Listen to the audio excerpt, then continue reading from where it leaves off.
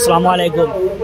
আমি মিজোরামের বাইরের উদ্দেশ্য করে কইয়ার আপনারা কয়েকজনে আমরা লগে যোগাযোগ করছেন বরাকণ্ঠর লগে যে আপনার তোর কিতা একটা প্রবলেম আছে, যে কিতা একটা কার্ড কিতা একটা ফাস না লেবার কার্ড কিতা একটা বানাইতে লাগে, 6 মাস পরে পরে এটা রিনিউ করতে লাগে।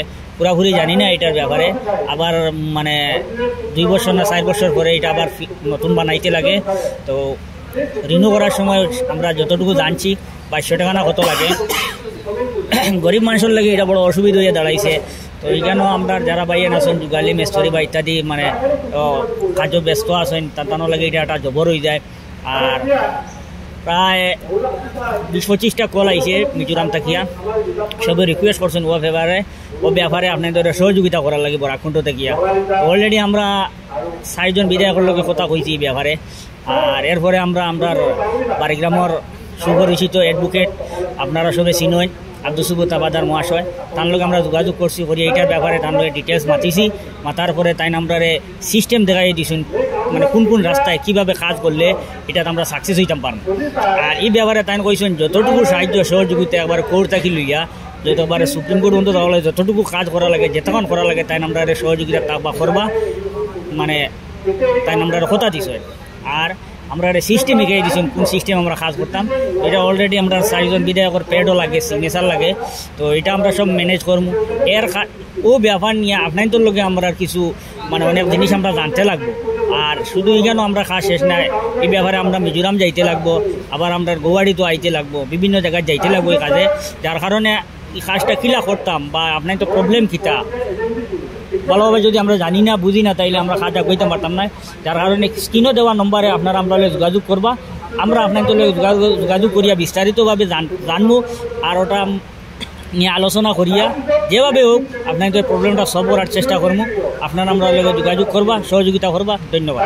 সুপ্রিয় শ্রোতামণ্ডলী, আজকে আমরা বরাকণ্ঠ ফ্যামিলির পক্ষ থেকে আমি আর ফয়রুল ভাই আমরা 2 জন এখানে গুয়াহাটি আইয়া আসাম অ্যাসেম্বলি হলের ভিতরে আমরা আইছি।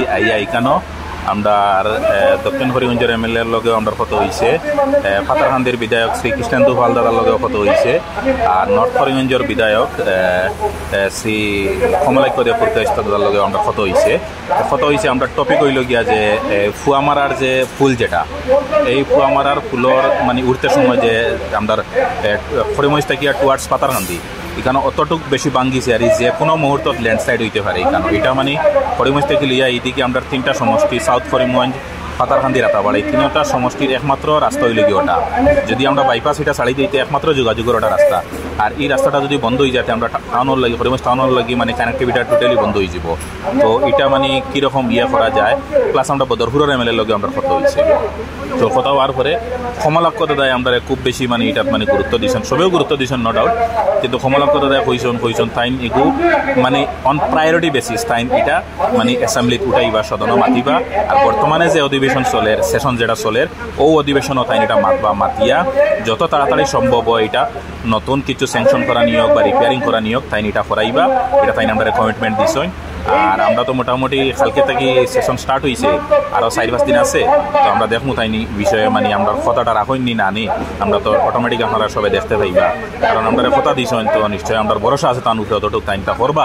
কারণ যেহেতু কমলাক্ষ কথা দিলে আমরা দেখছি অনেক আগেও দেখছি তাই যেটা কইন ওটা করিয়া দেখাই। আর আমরা মানে সারার পক্ষ থেকে আপনারাই তোরা রিকোয়েস্ট হইলে বরাকণ্ঠের পক্ষ থেকে আপনারাও আমরা এই ব্যাপারে সহযোগিতা করবা। ধন্যবাদ।